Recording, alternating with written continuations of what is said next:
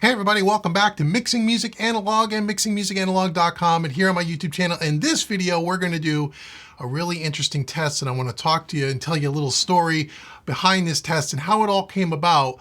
But the bottom line is we are going to shoot out the difference in sound quality, if there is any, between the Universal Audio Apollo X16 I/O that I'm using here on the console versus a Presonus Quantum I/O. That's what we're going to do. We're going to test, we're going to run some audio through both units. We're going to listen to them side by side and see, is there any real sound difference between a Universal Audio Apollo X16, which costs about 6 times as much or 5 times as much as a Presonus Quantum 4848. So that's what we're going to do in this video. I'm going to talk to you about the pros and cons and the features of each unit. Also going to tell you a little of the backstory of why I'm doing this test. And then we're going to listen to some sound samples at the end. So it might be a little bit of a long video, but hey, if you're on this channel and you support what we do here, you know I don't care about the video length. I care about getting you the information, and hopefully it is helpful to some of you. So before we get to that, if you like what you see in the video, please hit the subscribe button. It means a lot to me if you hit the subscribe button and you follow what I'm doing here.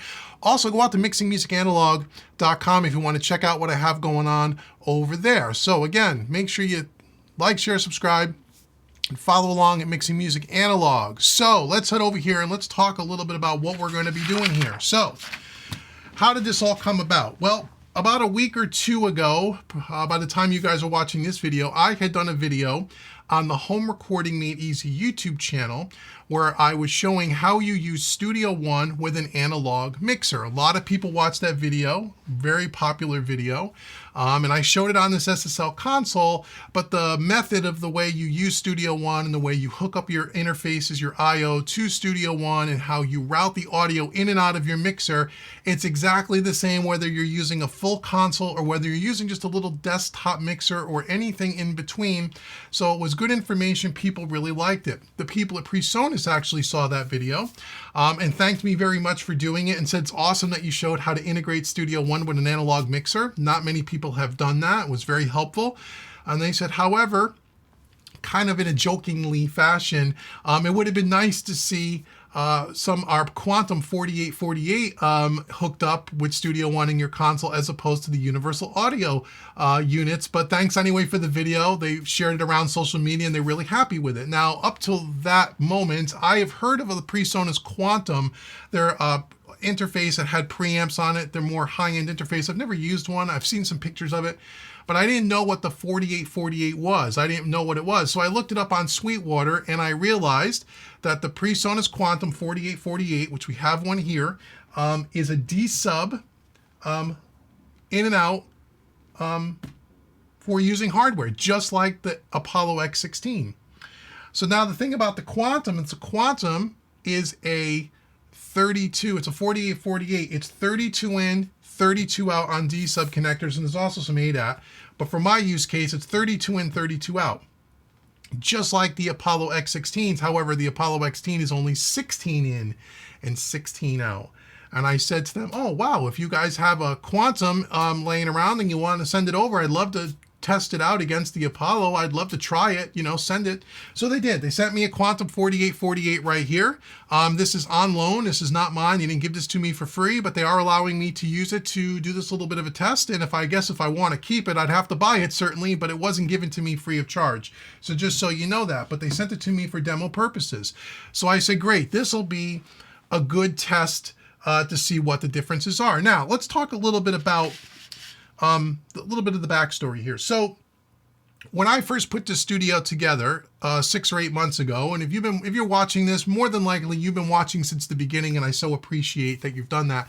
You've seen the journey of me shopping for the console, buying all the equipment, getting everything set up. You've watched me and Dave, my buddy Dave and Dave, roll around on the floor and hook up all the wires and show you how to connect all this stuff together. And then we've done some gear demos and we've done some features walkthrough on the console and stuff like that.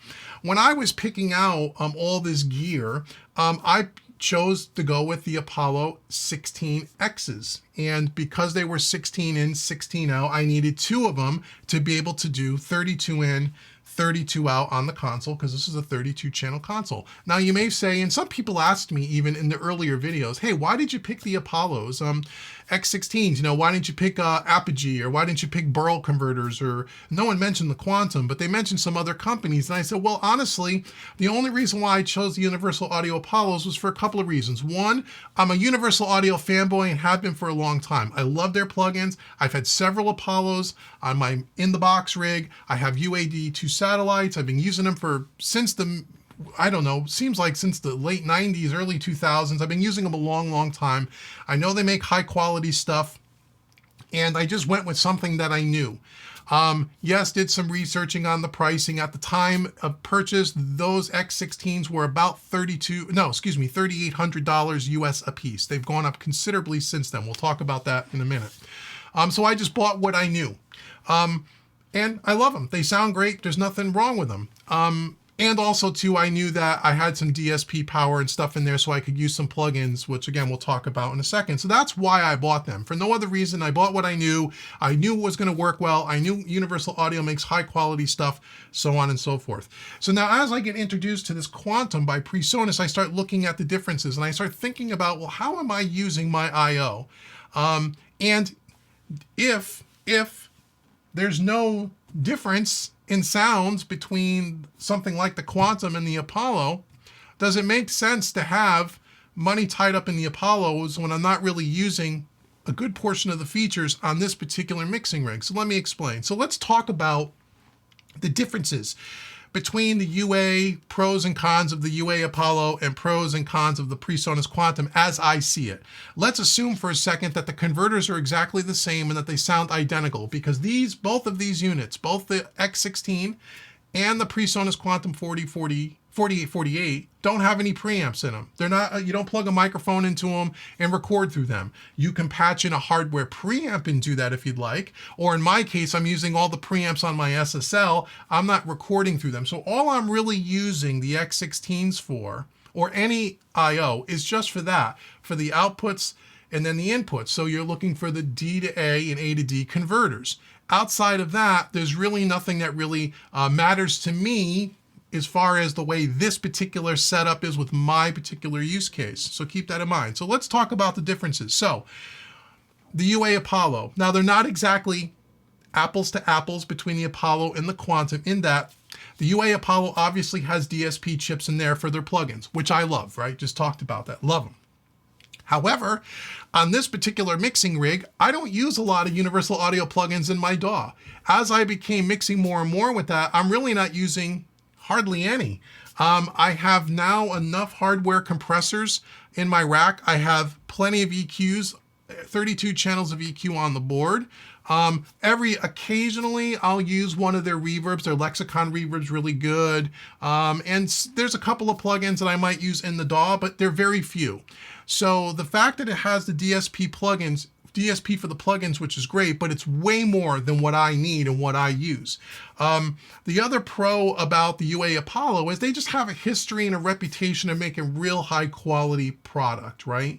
They always do. From their lowest unit, their solos and the Aero interfaces, all the way up to the X16s, they don't make bad products. Not that Presonus does, but they don't make bad products. UA has a history of making high quality stuff. As I said, another pro to the UA is that I'm a fanboy. As I said, I love their stuff. I have a history with their stuff. I never had a single problem with any of their products or interfaces, and I'm not sponsored by them in any way. I have no affiliation with them, no relationship with them. I pay for every piece of gear. As a matter of fact, I've tried to have an artist relationship with them many times over the years. They don't even respond to me, care about me in any way, shape, or form. Although I'm sure they appreciate me being a customer, as UA appreciates all their customers. So those are the pros. The cons, if you want to call them that, again, for this particular use case, is that each one of these X16s today, as I record this video on Sweetwater, are $4,500 each. Okay, they were $3,800 when I bought them 6 months ago, but depending on when you're watching this video, I'm recording this video at the end of December of 2021. And everybody knows with everything that's going on in the world today, supply chain issues, COVID, inflation in this country, everything has gone up significantly. As a matter of fact, fun little fact, this particular SSL console 6 months ago cost me $49,000 even. I think that's what I paid for it. Today, it's a $60,000 console. You want to buy it brand new. So everything is going up. But the price of the Apollos are $4,500 for 16 in and 16 out. Okay. It also takes up 7 spaces of rack space. I have 3 of these, by the way, right? I have 3 of them because I'm running a 48 in, 48 out. So I have 3 of them. Takes up 7 spaces. And you may say, well, why, Dave? The Apollos are just one rack space thick, tall. That's true, but they need ventilation. They ventilate through the top, so I don't stack them on top of each other. So between each one of those 3 units, I have an empty space here, okay? So it's taking up lots of rack space for cooling purposes, okay? So that's kind of some of the, I wouldn't say that's a con, it just is what it is. That's some of the pros and some of the cons, if you want to call them that, for the Apollo. Now let's talk about the Presonus Quantum for a minute. So the Presonus Quantum, a pro is, this unit is 32 in, 32 out. Where I said an Apollo X16 is only 16 in and out. So it's twice as many inputs and outputs. This unit, as I sit here today, brand new, is $1,500 US, okay? Which is 6 times less cost than 2 Apollo X16s. In order to get 32 in and 32 out on the Apollo X16s, if I bought them today, it's $9 grand, $4,500 each.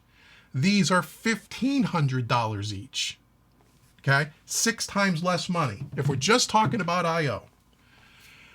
On the Quantum, there's no need to have to run like the console app that you need to run with UA. Not that that's a problem, but it's another piece of software that sits between the DAW and the unit. Not that that's an issue, but I believe it does require the Presonus Universal Control app, and I got to check that out when we hook this thing up, okay? But that's just some of the differences. This unit will only take up 2 spaces. It's a 1 space, 1 U tall, just like the Apollos. And if I got 2 of these to replace my other 2, it would only take up 2 spaces because there's no cooling on the top of this. These can be stacked in a rack right on top of each other, no problem. Not that the Universal Audio Apollo cannot, but they do need to be cooled and ventilated, so I put a space between there to be safe. And also, too, again, just a small point, the Universal Audio Apollo is at least another half of these things deeper in the rack, where this is a much shallower, you see it that way maybe, shallower depth-wise. Again, not that that's a problem, just a fact, okay? So those are some of the physical differences. So we have 32 I/O. So if you wanted 64, 2 of these, I would have 64 in, 64 out. I have 3 X16s now, and that only gives me 48 in, 48 out. So I would gain another 16 in and out just by getting a second one of these if you were so inclined to do that. And once again, this will only take up 2 rack spaces, not 7. So those are kind of the differences between the Apollo and the Quantum. Now, again, as I said, the way we're kind of using this here is in Studio One. As you know, we route all the stuff out of the outputs into the console, and then we mix through the console and the hardware, and then it goes back in on a print track on the in Studio One, right? So we have 2 tracks going in. If we print our 8 stereo stems here, that's another 16. So I have 16 inputs plus the 2 for the print track is 18 inputs is all I really use here. But the most important one is the print track, 2 in. So so we route everything out Studio One. So now my first thing was, well, maybe the converters are going to be better in the Apollo. You would hope that they would be for the price difference. Now, when we think about converters, the way I kind of understand it, and really the most important part to a converter for me when you go from digital to analog and then analog back to digital, is that a more high quality, better built converter is going to have more headroom. Means you can push it a lot harder. It's not going to distort as easy. And when you're working all in the box or recording through those converters and mixing all in the box, that makes sense to me. You want a converter that has some headroom. You can push it a little bit more, and you don't have to worry about clipping your converters and creating a converter that maybe doesn't sound good. But in this particular use case, because we're coming out of our Apollo in this case, and we're hitting the board, we're actually coming out of the outputs actually at a pretty conservative level. We're not nearly clipping the converters on the way out on purpose. Actually, on the output side in Studio One, you can see here, hopefully on the screen, I'll put up an image. You can see I have here, if I were to play this audio back quickly, you'll see that we're not clipping the converters at all. We actually turned them down because I want to be able to give myself enough headroom coming into the console where I can actually drive the input of the SSL and get more of the color of the board. So we're coming out of the converters at a very conservative rate to allow me to really jack up the preamp on the console, run it through all the analog hardware, and then when we're coming back into the converting it again now from analog back to digital, back into Studio One and a print track, we're only coming in somewhere probably around -6 dB. We're not even coming close to clipping it, okay? So therefore, the headroom maybe isn't as important because of the way we're being conservative on both the output side and the input side, and we're letting most of the drive being done by the console. At least that's my way of thinking. If that logic completely doesn't make sense to someone that knows more than me, leave it in the comments below. Again, this is a learning experience for me. We're learning on camera here, Dave and I, who Dave's not here with me today, but we're learning this and bringing this to you as we're learning. We're figuring this stuff out as we're going, and we're trying to educate ourselves and hopefully maybe educate some of you. So that being said, I don't know that the converter quality is as important. The converter in the Apollo, they claim that it's pristine, nice and clean. It's not going to color the sound in any way, and that's what we want. And the Presonus quantum literature will say the same thing. It's a pristine, clean, kind of a transparent conversion. You shouldn't hear your converter, is what I'm saying. So the test that we're going to do is I have a small session here that's on the first 16 channels, the first 2 buckets of the SSL. It's only 16 channels. We are going to set all the EQs completely flat. We are going to set the preamps at a certain level where we're hitting the board at a pretty good rate. We're going to take off, there's no inserts, no hardware. We've bypassed the bus compressor. We bypassed the SSL fusion. There are no effects on this session whatsoever. My goal is to run this song from top to bottom. The only thing we're going to do is I'm going to mix it on the faders, try to balance a little bit, maybe a little bit of panning to just make it, but we're not going to EQ it. We're not going to compress it. We're not going to do anything. Just run the raw audio, 16 tracks, first through the 16 channels, bypass all the master bus stuff, print that back into Studio One through the Apollo. Then I'm going to disconnect one of those Apollos. I'm going to put those same 16 channels on the Quantum and do the same thing. Don't touch anything on the board, run it through the same signal path, and print that track back in. And then we'll be able to listen to one that was run through the Apollo, one that was run through the Quantum. Is there any difference in sound? Can we hear any difference? If I level match the audio, it should, in a perfect world, it should sound exactly the same. Maybe it does, maybe it doesn't. If it does, then I have to ask myself, does it make sense to have 3 Apollo X16s, which will cost over $12,000 for all 3, or do I go out and spend $3,000 and buy 2 Quantums? And if I get 2 Quantums, I'll have an additional 16 in and out. I'll take up less rack space, and that will leave me with a pile of money left over if I sell them on the used market that I can invest maybe in some more gear. Wouldn't that be fun from an economic standpoint? However, it has to sound the same. If it sounds like crap and it's cheap conversion or whatever the case might be, and I can hear a difference, then there's no reason for me to downgrade just for money because I've already paid for the Apollos. They're already paid for. I like them. I have no problem with them. But this would be an interesting test. And so I don't know what we're going to find. I have no clue. So that's what we're going to do. Okay? So now you know the backstory. Now you know why we're doing it. Now you know how I'm going to do it. So what I'm going to do now is we're probably going to pause the camera here. I'm going to get everything set up, and I'm going to do just that. I'm going to run it through on both, and then I'll come back and I'll play them back and forth so you can hear the difference. And then you can leave a comment below and say, which one do you think sounds better? Which one do you think is one or the other? I'm not going to tell you which one's which. You guys decide if you could hear any difference at all. It'll be interesting to see what we find out. So I'll be back in a few minutes and we will get on with the test. Okay, so welcome back. So now I got everything set up in Studio One to run the first pass through and to record our first track. So as I said a few minutes ago, Everything is coming out of Studio One. I'm going to show you the routing and how much we're actually hitting the converters on the way out of the interface. We'll show that to you in a second, but the way the board is set up, all I've done is done a basic static mix with some panning. All the EQs are completely flat. There's no EQ, there's no compression, no hardware inserted at all, except the fact that it's running through the SSL. The way I'm hitting the board coming in on the meter bridge is I'm driving it. I'm not using the drive circuit. I'm using the non-drive circuit on the SSL, which has less compression. It's more transparent, more clean, and we're hitting it at a pretty good level. So I'll show that to you now. So if I start playing back Studio One here, you'll see the outputs here. So here's the output side over here in black. These are the outputs going out of the interface into the SSL. So if I start playing back this, and even at the chorus section,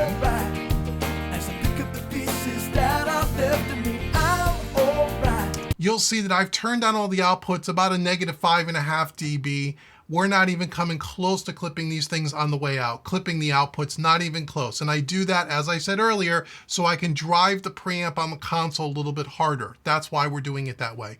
When you take a look at the print track on the way back in, which is over here on the left-hand side, if I show you that at the chorus section,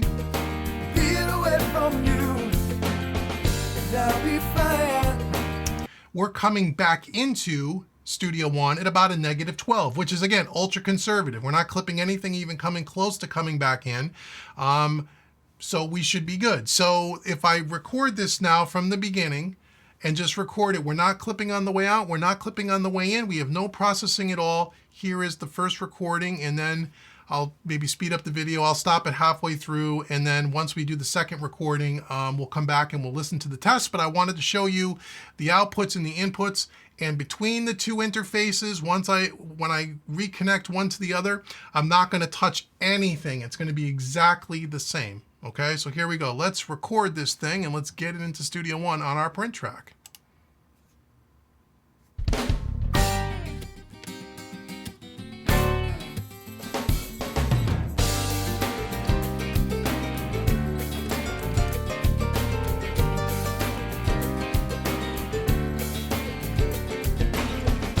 I know the seasons right to change. It's changing all around. I know the reasons you've arranged. They're tearing me down. Where is the peacefulness of mine? Where will my heart come back? Okay guys, we're back. So we're back here in Studio One. So here's where I ended up. So I ran one of the mixes, as I said earlier, through the Apollo X16. And then I disconnected the Apollo, I hooked up the Quantum, did the same exact test, nothing else changed on the board. I didn't touch a single thing. Again, raw audio tracks, just some panning and some balance on the SSL. The EQs are dead flat, the high pass filters are dead flat. It's just a raw track. All the hardware, everything has been bypassed, so you're just hearing the audio coming through the SSL and back in, out of the converters, into the board, back into the converters. If we take a look here in Studio One, what I did is I then imported those two tracks. In purple we have mix 1, and in green we have mix 2. I normalized the audio to make sure they're exactly the same volume. And when we play these back, you'll be able to see on the master bus, we're hitting about a -3 dB from normalizing the audio. Coming back in on the print track, when I recorded the print track, we were coming in around a -8 and -10.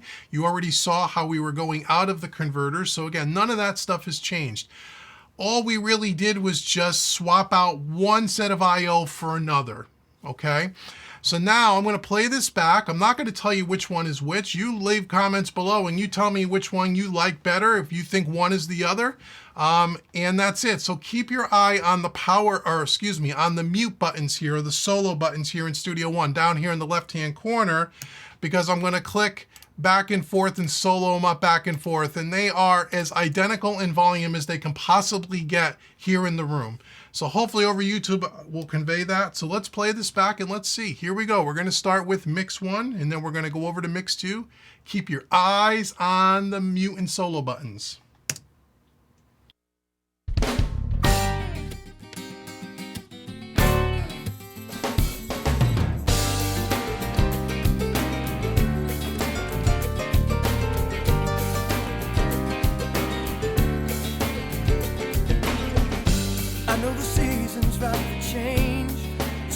changing all around. I know the reasons you've arranged. You're tearing me down. Where is the peacefulness of mine? When will my heart come back to life? I'm alright as I pick up the pieces that I've left in me. I'm alright, being away from you, and I'll be fine. Cleaning up the corner, put it back in order. But know I will always have this too, a little piece of you.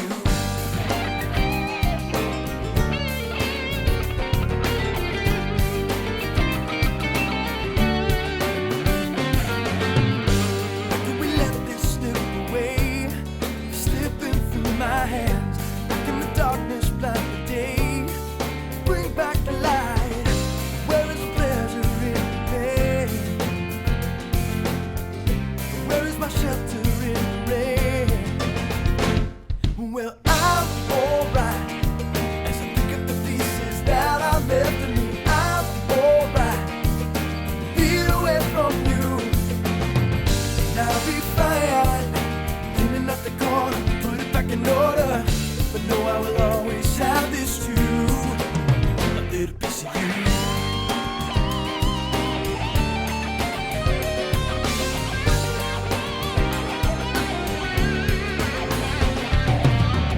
Help me dry all my tears and help me allay all my fears and help me, I think I am falling. Does anybody hear me calling?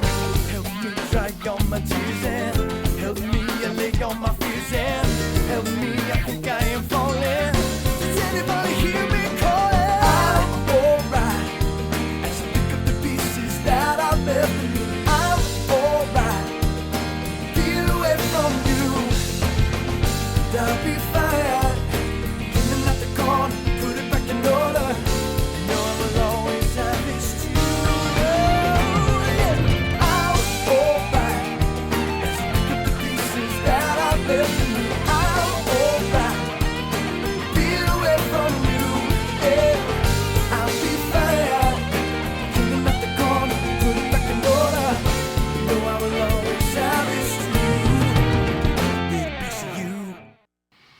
Okay, there you go. So which one do you think is which? Leave comments below. Do you hear a difference between those two mixes? They're identically the same volume in the room. I checked this to try to make this as accurate as humanly possible. Again, you heard in the beginning of the video the way we set it up. So the question then becomes, is there a sound difference quality-wise? Right? We're just talking about the A to D and D to A. Once again, the Quantum is a $1,500 unit, US dollars, for 32 in, 32 out. To get that same equivalent in the Apollos, you need two X16s, and those are $4,500 each. So you're talking about $9,000 worth of I/O versus $1,500 worth of I/O. Again, the Apollo's got more features and the plugins and all that. We talked about that in the beginning of the video. It's not exactly the same unit. They're different units.